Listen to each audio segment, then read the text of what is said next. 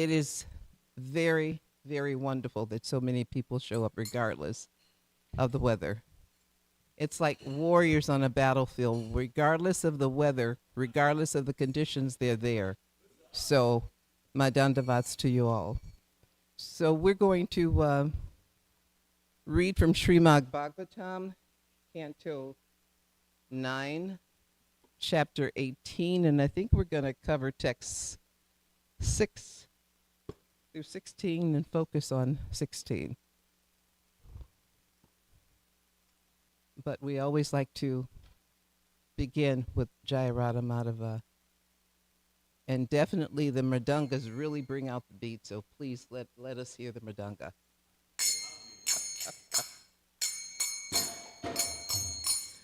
Jaya Radha Madhava Kunja Bihari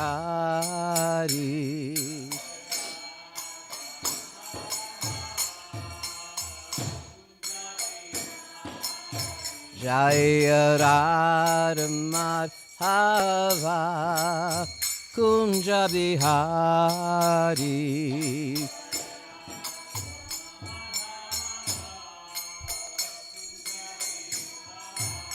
Jaya Gopi Janavallabha Girivardhari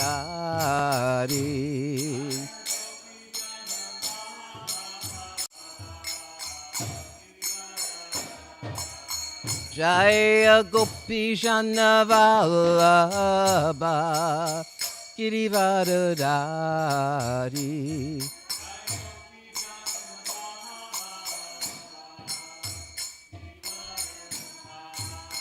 Yashodanandana Braja Jararanjanan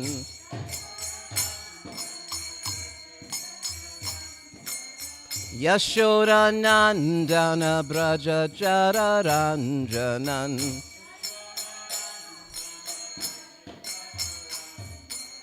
Yamunatira Vanachari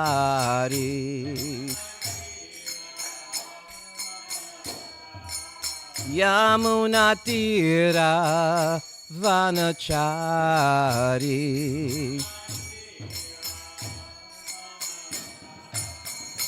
Jaya Radha Madhava Kunja Bihari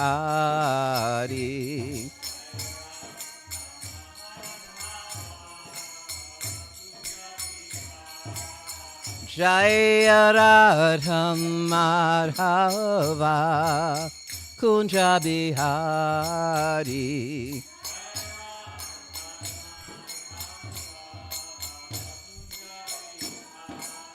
Jaya Gopi Janavallabha Girivardhari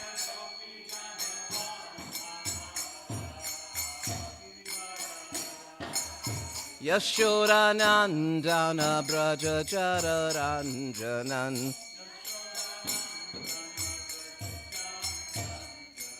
Yashodanandana Braja Jararanjanan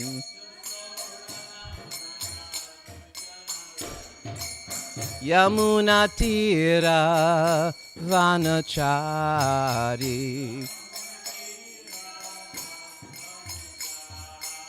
Yamunatira Vanachari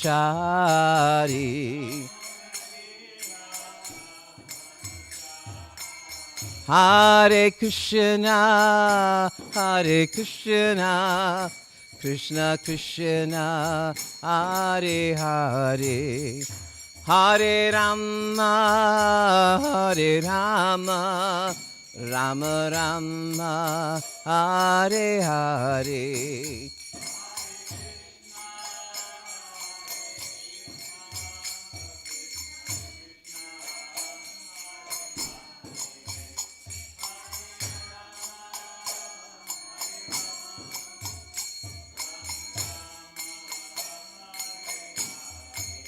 Jaya Radha Kalachandji Radha Kalachandji Radhe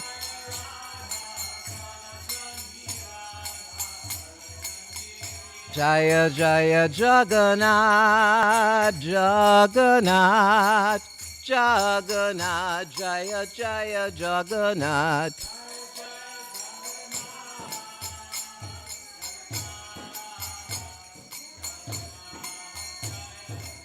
Jaya Jaya Baladev, Baladev, Baladev, Jaya Jaya Baladev.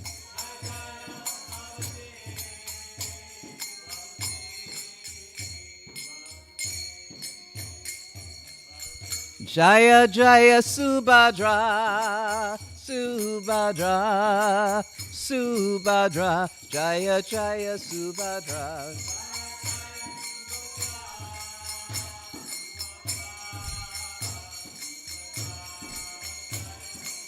Jaya Jaya Gornitai, Gornitai, Gornitai, Jaya Jaya Gornitai.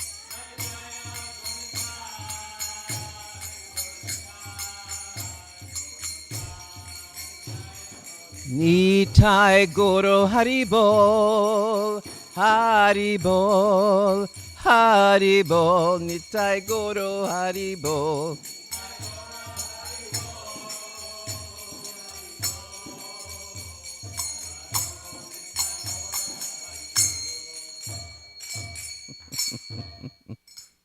Srila Prabhupada Ki Jai. Srimad Bhagavatam Ki Jai. So before we read the chapter, and again that's text chapter, what is it, 18, Canto 9. And we're going to start with text 6 through 19. Om Namo Bhagavate Vasudevaya. Om Namo Bhagavate Vasudevaya. Om Namo Bhagavate Vasudevaya. Om Gnanatimarandasya Gananjana Shalakaya Chakshu Unmilitam Tashmai Shri Guruve Namaha. Shri Chaitanya Manobishtam Stapitam Yena Bhutale Swayam Rupakadamayam Dadati Swapadantikam. We all were born in the darkest of ignorance. And those that have spiritual masters, and even if not, Srila Prabhupada is the ultimate spiritual master. Our spiritual masters opened our eyes with the torch of knowledge.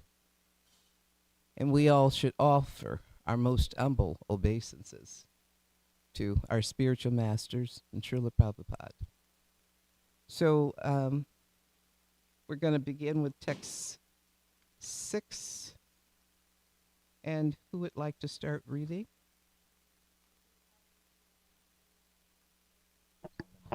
Oh, yeah, so, yeah. But we can still use the microphone, right? Okay.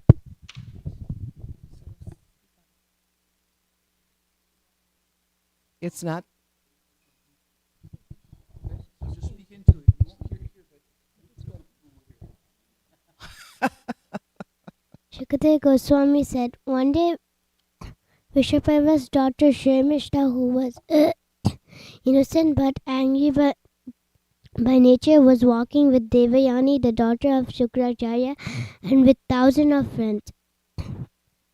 In the palace garden, the garden was full of lotuses and trees and flowers and fruits, and was inhabited by sweetly singing birds and bumblebees. When the young lotus-eyed girls came to the bank of a reservoir of water, they wanted to enjoy by bathing. Thus they left their clothing on the bank and began sporting, throwing water on one another.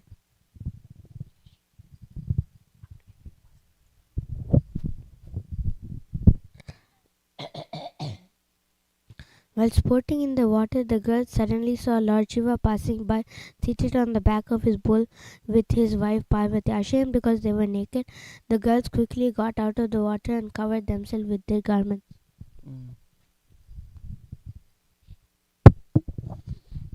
Sharmistya unknowingly put Devayani's dress on her own body, thus angering Devayani, who then spoke as follows.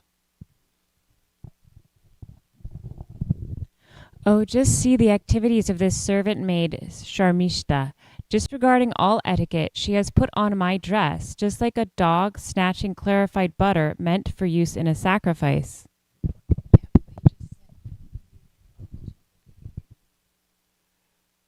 We are among the qualified Brahmanas who are accepted as the face of the Supreme Personality of Godhead.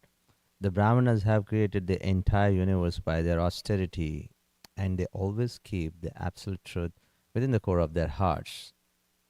They have directed the path of good fortune, the path of Vedic civilization, and because they are the only worshipable objects within this world, they are offered prayers and worshipped even by the great demigods, the directors of the various planets, and even by the Supreme Personality of Godhead, the Super Soul, the Super Purifier, the husband of the Goddess of Fortune. And we are even more respectable because we are in the dynasty of Bhrigu.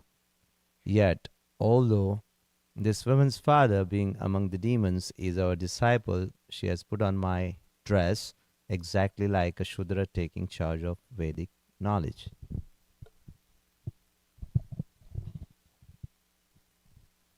Shukadeva Goswami said, when thus rebuked in cruel words, Sarmishta was very angry, breathing heavily like a serpent and hitting her lower lip with her teeth.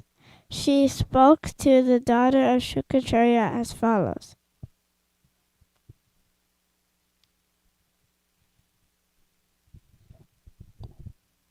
You beggar, since you don't understand your position, why should you unnecessarily talk so much?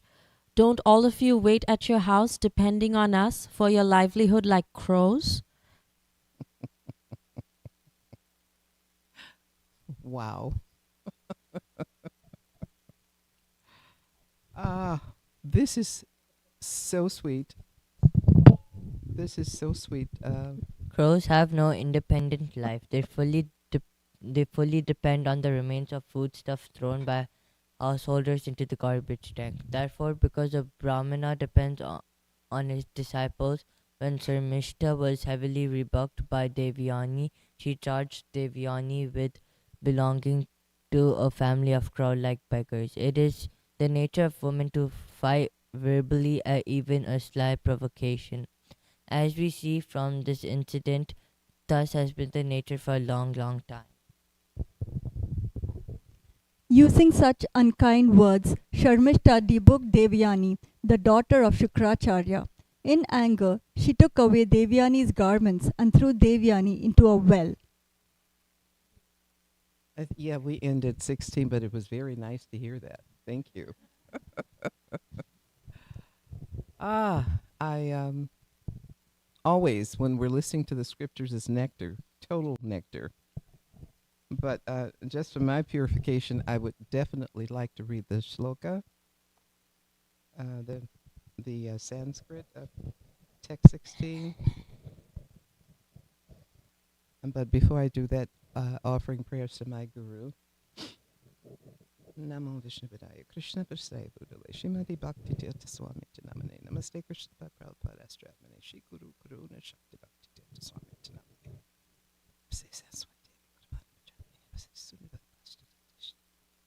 Jai Shri Shri Krishna Chaitanya Prabhu Nityananda Sri Advaita Gadara Shivasati Gaura Bhakta Vrinda Hare Krishna Krishna Krishna Hare Hare Hare Rama Rama Rama Hare Hare. So but that's better. Sanskrit of text 16, and the chapter, of course, is covering King Yayati regains his youth. Atmavritam avignaya katase bahu bhikshuki kimna pratikshashe smakam Brihan balabujo yataha Atmavritam avignaya Katase bahu bhikshuki. Kimna pratikashe smakam. Griha bali bujo yata. Atmavritama vignaya. Katase bahu bhikshuki. Kimna pratikshashe smakam. Griha bali bujo yata. Would someone like to tackle that? Admavrikta vignaya. Kapte bahu bhikshuki. Kimnat pratikshashe smakam. Griha bali bujo yata. Admavrikta vignaya. Kate bahu bhikshuki. Kimna pratikshashe smakam. Griha bali bujo yata. Atma vriktama vignaya. Katase bahu bhikshuki. Kimna pratikshashe smakam. Bahadbali pujo yataha. Atmavrittama vignaya. Atma vrikta vignaya. Katase bahu bhikshuki. Katase bahu bhikshuki. Kimna pratikshase smakam. Kimna pratikshashe smakam. Grahan bali bujo yata. Raha bali bujo yata. Thank you. Very nice. Very nice. So word for word, Atma Vriktam, one's own position, Avignaya, without understanding. Katase, you are talking madly. Bahu, so much. Bhikshuki, beggar. Kim, whether. Na, not. Pratikshashe, you wait. Asmakam, our. Grihan, at the house. Balibuja, crows. Yata, like. So actually, okay, so we've read the translation and the purport. But for my purification, I'd like to read it again. Translation, you beggar, since you don't understand your position, why should you unnecessarily talk so much? Don't all of you wait at our house, depending on us for your livelihood like crows? Purport, crows have no independent life. They fully depend on the remnants of foodstuffs thrown by householders into the garbage tank. Therefore, because a Brahmana depends on his disciples, when Sharmishta was heavily rebuked by Devyani, she charged Devyani with belonging to a family of crow-like beggars. It is the nature of women to fight verbally at even a slight provocation. As we see from this incident, this has been their nature for a long, long time. This is a powerful chapter, powerful text, and that is definitely a powerful statement. Wow, there's so much to be said about this, but I'll try to tackle it a little bit at a time. What's interesting is that whenever you have two people or more than one person in one place, there is always going to be some confusion, some disagreement, because we're different entities and we have our own thoughts. So we're going to disagree.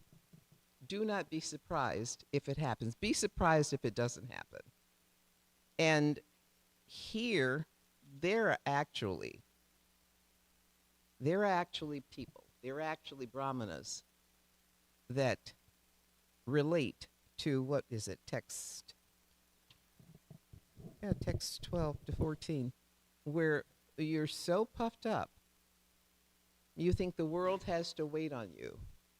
But I have discovered the most highly elevated person would be the person that's washing the dishes or the person that's cleaning out the restroom, because the position of the Varna,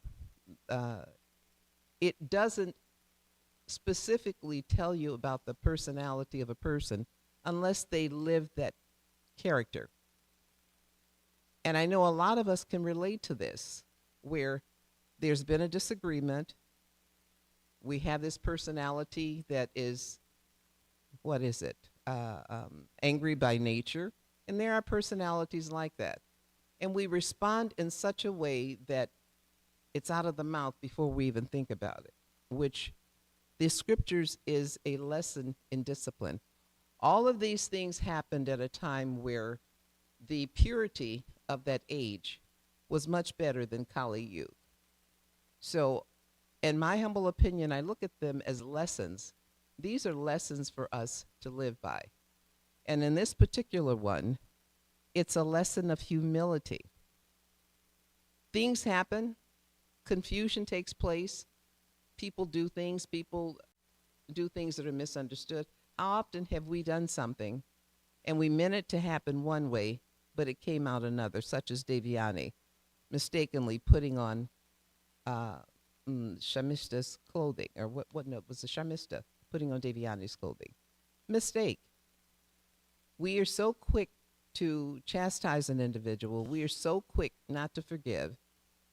It reminded me of how infrequently we actually forgive each other, how infrequently we look at the other person as someone that's very close to us, and we cherish that relationship. We're supposed to treat every individual whose paths we cross as possibly someone that, my Gurudev put it this way, look at it as someone that at some point in time you actually may leave your body in their presence. That's a little intense, but the point is we should treat each other respectfully. This is happening with a Brahmana's daughter. And in this particular incident, when a Brahmana female marries a Kshatriya male, what is it, Patiloma, that usually is unacceptable. That is unacceptable. But it goes back to class. We don't do that. We don't get into that. One individual is as good as another. But anyway, I'm getting ahead of myself. What this reminded me of, just reading it, is that we have to be careful as parents when we bring children into the world. There's an old biblical saying that I remember from the past where the sins of the parent are visited upon the children. Now, Nahu, I think, is it Nahu or Nahusa? Nahusha, the father of Yayati, assaulted or accosted or, well, he assaulted Indra's wife. So the curse was that Nahusa would leave the heavenly planet and become a serpent. Well, down the line, his son, Yayati, is able to become a king. And if you follow the steps of this all, something happens with the parent. Whatever we do as parents are going to impact the child one way or the other. Now, that may sound like that doesn't make sense. It does. I've seen it happen. And here we're looking at the scriptures. Point, when we're given the responsibility of children, when we bring them into the world, first of all, we shouldn't bring them into the world if we cannot make them devotees, if we cannot bring them to the Lord. Once they're here and you understand this process, it is your responsibility to make sure that they're brought up properly under the guidance of the scriptures or the guidance of the parent. Hopefully they're abiding by the scriptures. The point is, even if parents are doing everything that they're supposed to do, sometimes the child will do things that are totally that child's inclination. And here, Devyani, with the background of a Brahmana family, is so puffed up and so arrogant that a slight mistake has her offending her maidservant. And this maidservant actually breaks it down. We think that we're one thing. We think that there's a class of individuals that should be treated a certain way by another class of individuals. This is a problem. We should be treating each other respectfully and as family members. Otherwise, if this had happened that way, this pastime would not have even taken place. What I'm getting from this, well, there are a couple of things that can be gotten from this. But what I'm getting from this is that step by step, at every point in our lives, we should be treating each other and respecting each other, understanding in each and every entity in this room, Krishna resides in the heart. So we should really be cautious as to how we treat each other. But we're not. We walk around and we think the world evolves around us, as I guess obviously Devyani did. And then along comes someone to chastise us and bring us to our reality, to let us know that in this particular case, well, I'm skipping some things too. In this particular case, when this happened, when Shamishta ended up mistakenly wearing Devyani's clothing, this was an offense. She was upset. So Shamishta's father welcomed Devyani's father, who came to them, and he was quite upset. His daughter was upset. So when the daughter's father is upset about what happens, there's such anger and such fury in that individual. But Shamishta's father was anticipating this, and he wanted to rectify this. So he had Shamishta go to be Devyani's maidservant. This does not always play out in real life and in reality.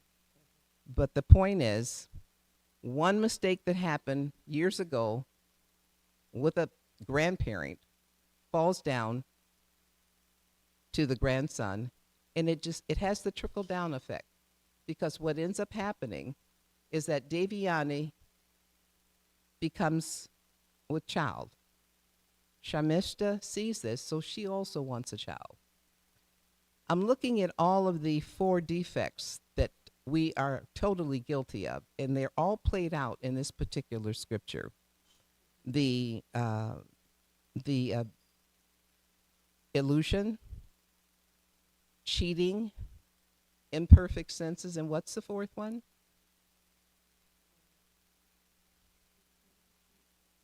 Committing offenses, illusion, cheating, and illusion.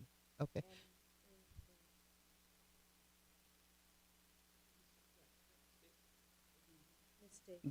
They all played out. Yeah. They all played out in this particular situation. First of all, there were a couple of mistakes. The mistake of Devyani losing her temper with Shamishta. The mistake of the father or the grandfather, Nahusa, committing an offense with Indrani's wife. And the illusion of Devyani thinking that because she was a Brahmana, she was to be treated a certain way. The misunderstanding of Yayati. Well, let's go back to the cheating. In that particular age period or time period, it was okay and acceptable for a male to have more than one wife. But looking at it from our standpoint, he cheated. Ultimately, he made Sharmishta pregnant. So here he is cheating on his wife. And he was in the illusion, I guess, that it was acceptable. I'm probably not giving you point by point, but the point is all of these 4 defects play out in our lives. We think that we are perfect sometimes, but the one thing that I remember as being a perfect examples of individuals not being perfect is that we see the sun.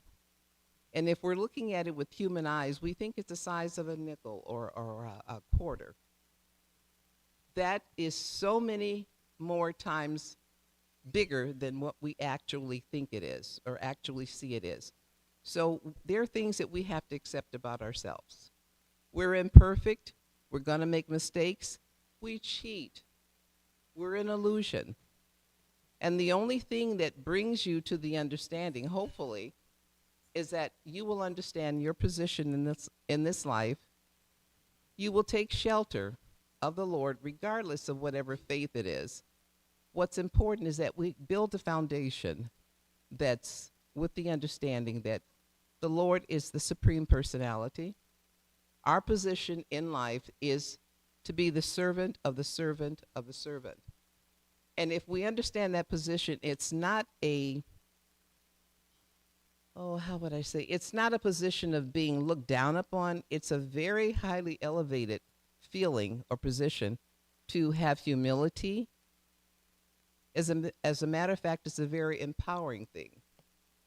And I think that when we realize that our position is being a servant of the servant, if the world operated in such a way that we felt it was our position to serve one another, we wouldn't have all the crazy crises that are taking place. We're so attached to, this is mine, this is not yours, and we fight over things. I mean, here Devyani is. She's so attached to this garment that Shamista wears it accidentally. All of this is accidental. And from that moment on, she loses it. We need to understand that everything in this material world is not ours. The Lakshmi, the houses, the cars, even our own children, they're gifts from God. They are not ours. And we have to treat them accordingly. Had Devyani looked at her clothing as something that, oh, okay, so she accidentally wore it, no big deal. We are very attached to things, and one of the things that it's important to learn in this movement and in ISKCON is to become detached. Become detached from whatever wealth you have, even down to the point of understanding some degree of detachment with your children. Not that you shouldn't love them, but to the point where you don't live and breathe that child. What I'm saying is we have to understand that whatever we have is God's, is the Lord's, and it should be treated with respect. They should be treated with respect. We should honor whatever the Lord has given us. And we should not be so puffed up and so arrogant as to think, me, mine, this is mine, this is ours. The takeaway point here, and the one interesting thing was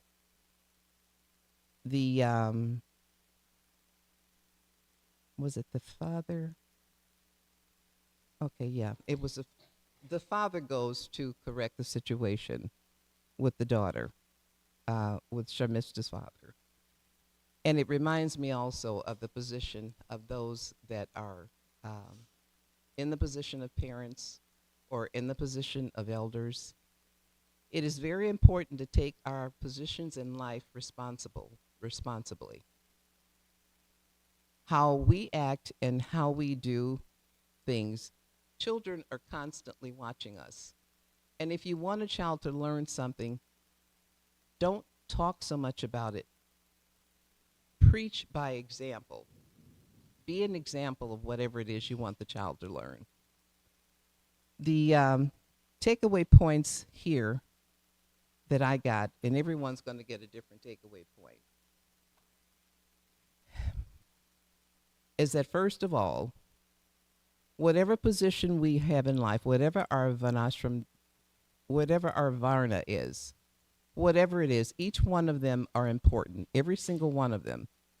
We come into this world, and actually we're all, what is it?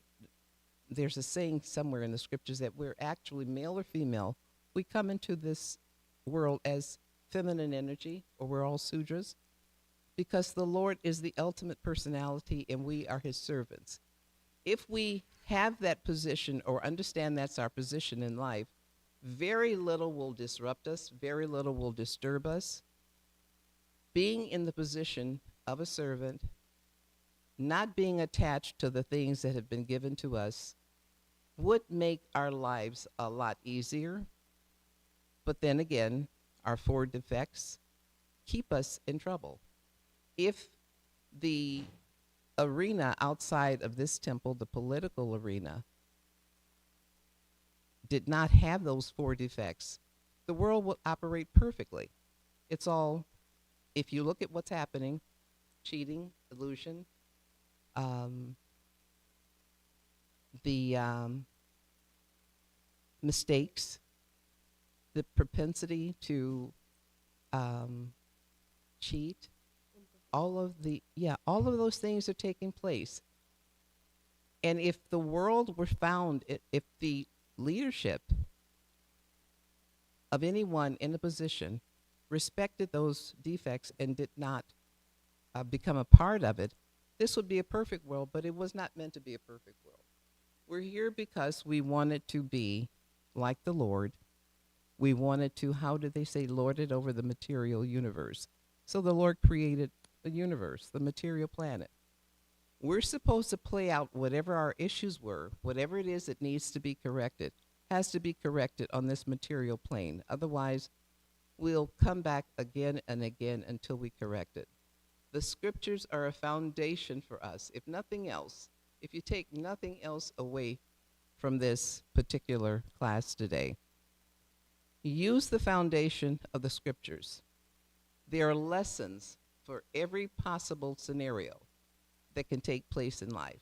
There is no reason why there should be problems and issues in the world if we took to the scriptures, if we understood our position in the world, if we understood that we were servants of the servant of the servant, if we treated each other as if that other person was a family member, I think we wouldn't have so much disturbance, so much me, mine, and ours.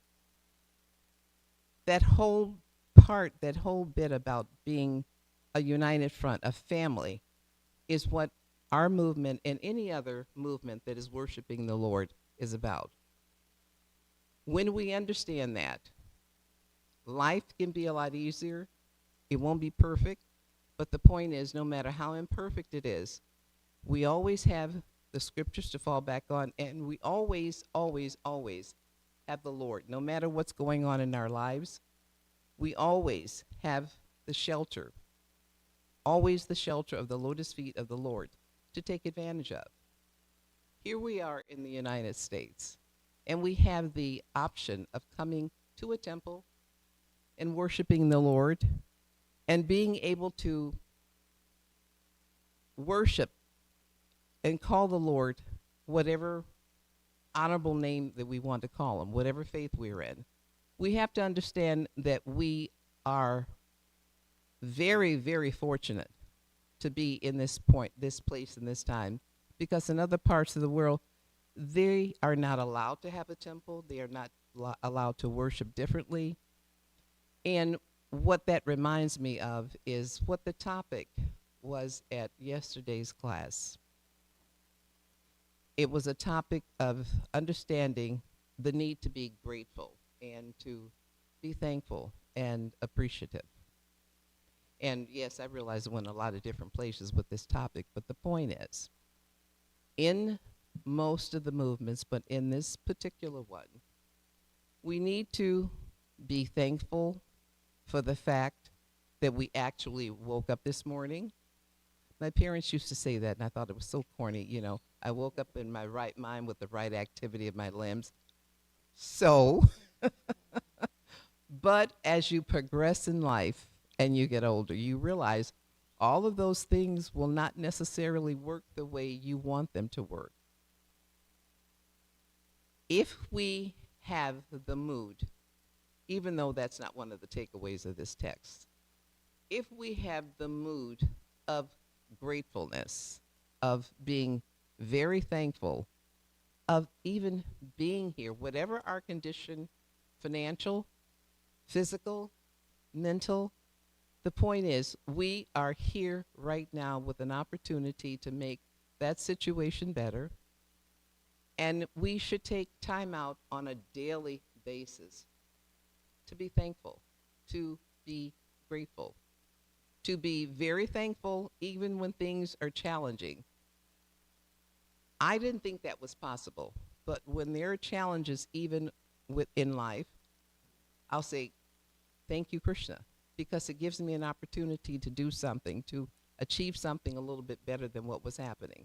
But the point is, I'm noticing that even when I'm being grateful in a situation where things are so intense, something happens with my consciousness. And whatever is going on, all of a sudden it's like, oh, wow, I can handle this.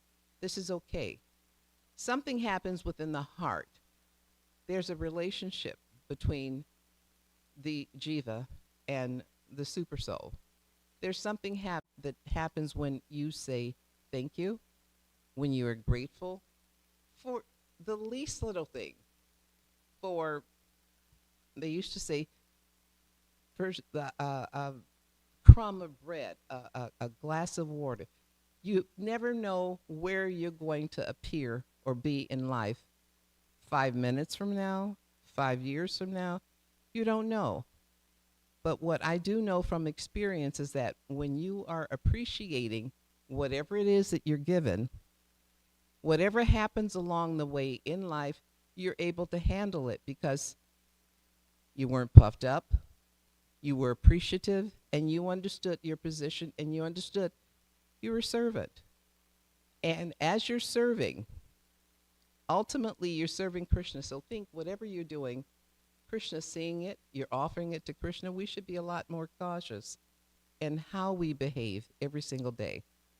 And most of us think, well, I'll do it and nobody sees it. The Lord sees every step we make, everything that we do.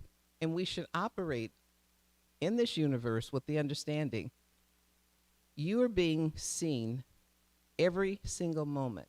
Your actions are seen. Your mind, your thought process, it's being seen by the Lord. That is the ultimate Father, the ultimate teacher, the ultimate protector, the ultimate force. So knowing that we should be respectful, we should treat each other properly as family members, because we all are. I don't care where you came from. We are one family. And I'm sorry, I bring that up all the time, but it's like I see that lacking in most establishments of religion, not just ISKCON, in a lot of different religious institution, that ability to treat each other as family, to understand that it is our responsibility to take this life that we've had, to make the best of it, but along the way, to be kind to the next person. It is very important to do that, because when you are behaving on that platform, it's like the Lord multiplies everything that you're doing. Whatever it is you're doing, it's multiplied. When you're doing kindness, and especially when you're serving the Lord's child, when you're serving one another, the Lord increases whatever it is that's coming to you, whatever it is. So think positive, negative. So with me, I have to catch myself sometimes if I'm thinking a certain way, or if I say something, it's like I pull back, because it's like the Lord has heard me say this. I've got to apologize. I've got to correct this, because ultimately I'm going to get the repercussions of it. So in this particular chapter, in chapter 18, we understand that it started off with an offense and it just kind of trickled down the family. And another takeaway is how we should behave, because we're all examples of something or someone or to someone. So we should understand that we're being watched by the Lord. And then whatever it is we're giving out, we're going to get it back. So hopefully whatever it is, a kind word, a kind act, whatever it is, I would rather that come back to me than being puffed up and being offensive based on, in this particular situation, I don't know if it was really Devyani's thing that she was from a Brahmana family and this is Shamishta's from a, Shamishta was her maidservant, looking down. But we shouldn't have that, we should not have that mindset. We should treat each other respectfully. We should understand that every single action that we make, there's another reaction. I think in science there's always an equal and opposite reaction, or there's always an action, a reaction to what we do. So we should be mindful. That's another takeaway. Be mindful of how you interact with people, even if you don't know them. Even if you don't know them. When you walk outside that door, how you behave inside should be the same way that you behave when you're going to the grocery store, when you're shopping at the mall. Treat people in such a way that they know the Lord is in the heart and they respect you and they want to be a part of whatever this is that you're doing.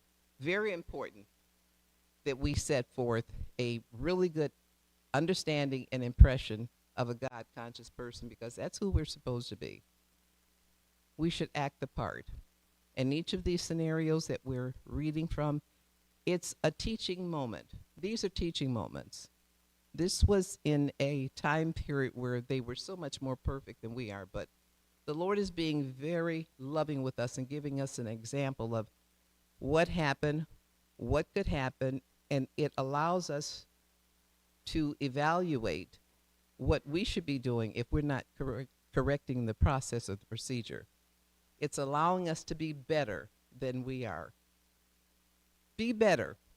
Do better than whatever you did yesterday, whatever you're doing today. Be better. We should constantly be improving. So I realize that took you so many places with this. I always do that with the scriptures. I love it. I always like the opportunity. But I'm just curious, out of those that actually read along as we were reading, and to the point of text 16, what are some of your takeaways? What did you get from this? I know some of the things that were in my heart on this, but what was your takeaway of what you read? The story behind, and we've not even gotten to Yayati, King Yayati regaining his youth. But what has been your takeaway of the text and what we've read so far? Did you actually listen? Any takeaways? What did you get from this? And even the young adults, the young ones.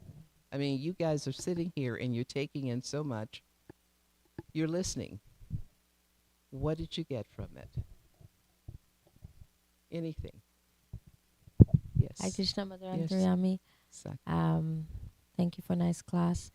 So, as you were reading, as we were all reading through this, my first thought was, I don't even see most like just regular kids behave like how Sharmishta and Devyani were most of the times, because even many schools you'll see right from childhood, if two kids have an issue, okay, this is the peace flower, and kids speak their emotions and tend to, or a stone or something, it is like very much a part of culture today in the school. So where children have issues, the teachers they help them work it out before they move on to the next.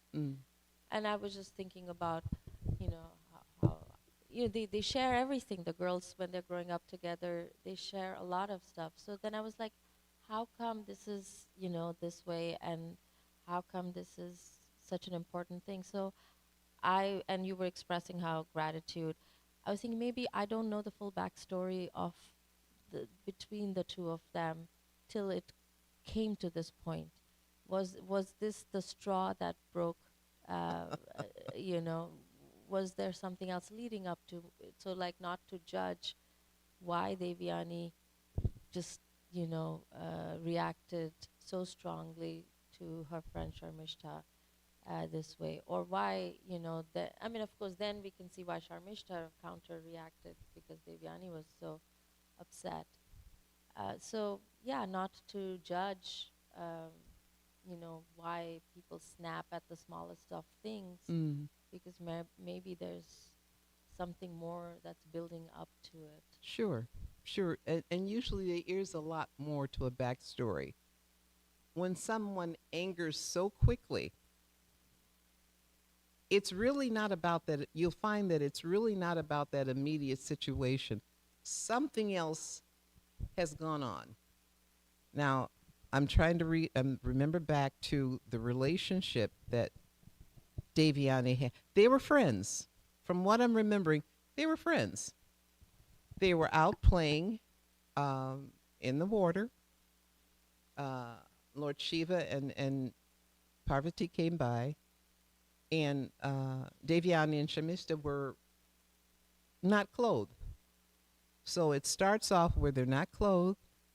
They see Lord Shiva and Parvati riding along on the bull. So they immediately get their clothing. It started out as a friendship. The very fact that in the process of being speedy and changing clothes, Shamishta by mistake wore Devyani's. So this really got Devyani's temper up. It's like, who is this person? This maid service, she's got my clothing. But very good question. What else was going on? Why would you get angry? If that were me at that age, we're close friends. And usually we're close friends when we're young because we don't pick apart the person's personality. You want to keep that friendship. But yes, good question. Something else usually is going on because she went from, what do they call it, 0 to 60 as far as her move. She went that quickly. So it was uncalled for. It was unnecessary. But because she thought and she worked on the mood of anger, it led to a very uncomfortable situation with two best friends. And how often have we seen a misunderstanding happen? How often have we had a misunderstanding with someone over ultimately something that made no sense whatsoever, lost our temper, and that's hard to come back from that. Once you've lost it, once you've insulted someone, it's a real big step to go back and straighten everything out. But yeah, that was a good, I read that too. It's like, really? She just mistakenly wore your clothes. What is the big deal? But yeah, that's a good point. But it's also nice that you're saying, because I don't have, my kids are not, they're grown now. So I don't really know the atmosphere in schools right now. But from what I'm hearing, it doesn't get to that point. They talk it out. That is so much better than when my kids were coming up and when I was coming up. There was always a knucklehead, a bully, and there was always the person to be bullied. And I understand they're doing so much better with that now. And I like the fact that they're having the kids talk things out, because if you don't catch them at that point when they're young, it's like, what is the saying? Bend the tree while it's young. Otherwise, when that tree grows up, you're not going to be able to bend it. Same thing with a child. Correct the child when they're young, because if you try it when they're older, forget it. They've already established their personalities. But it's good to know that it's a different scenario in schools. But yes, I would say Devyani lost it. She totally lost it over something that was so minor. Thank you for reminding me of what this was all about. Anyone else have something? I was reminded of the saying, making a mountain out of a molehill. Ah, And yes. how often, we do that, I do that, how made me think about, do I do that? Do I turn something that's small and insignificant into a huge ordeal, Mm. And like Tulsi said, there's always something else going on with you when that Yes. happens. It's not just the reaction, what's going on in the moment. So, how often do we bring our anger from something else into a situation and, make it so much bigger than it should be? Very often we do. And the sad part about it is once you've gone there, it's so hard if your ego is really big, if your ego's really tough, it's hard to go back and say, I didn't mean it or I'm sorry. But what I'm finding as a devotee, even at this age in life, is that I'm learning how to say, I'm sorry, I made a mistake, or stepping back and looking at a situation. And trust me, it helps the blood pressure. It calms you a lot more than just taking something and running with it, taking a mood and getting angry and just going to the extreme with a minor situation. But yeah, good point. Yes. And very often we do that. Very often. But that is the one thing that I have to say I've gotten from being a devotee, even at such a late stage in life. I'm learning how to back away. We should forgive. What do we lose? We lose absolutely nothing. We gain so much more when we say those words, I am sorry. I made a mistake. You do not lose who you are. As a matter of fact, it makes you a bigger person to be able to do that. Respect, total respect for an individual that can do that. Yeah. Thank you for sharing that. Yes, Gopal. Hare Krishna. Thank Hare you, Krishna. Mother Antaryami. It was a nice class. Yeah, so my takeaway, rather the reminder to me, was when you mentioned detachment Mm. is the goal. We should not be attached. You said how we should be loving our near ones and dear ones, but somewhere back of the mind, we should have this understanding and consciousness that everything belongs to Krishna. Yes. So that was a reminder. One question. I was wondering, like Srimad Bhagavatam, especially as you progress first canto to 12 cantos, when you are here in the ninth canto,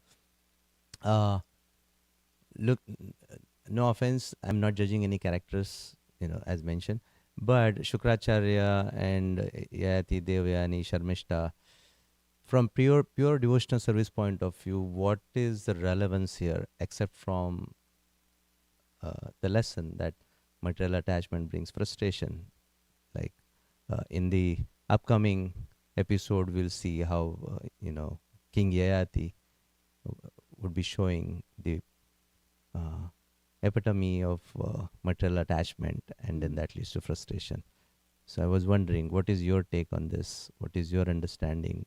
Could I hear your last two sentences? What is your take on this? All these characters from pure devotional service point of view, like Srimad Bhagavatam, they're in the pages of Bhagavatam, and we are heading towards 10th canto, right?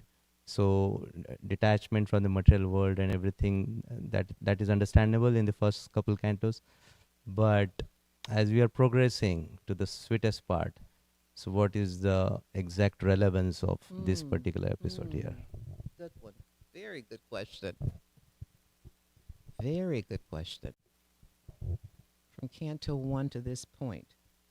Because there are a lot of, Krishna, there are a lot of lessons there. But my takeaway from 1 to 9 is, personally, it's breaking down the walls and the barriers of the ego.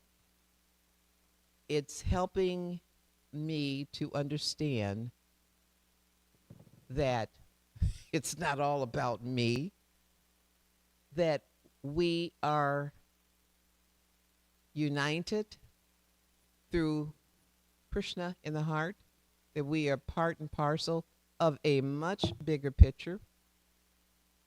And as we recall that, it helps me sometimes to be more tolerant of nonsense. Ordinarily,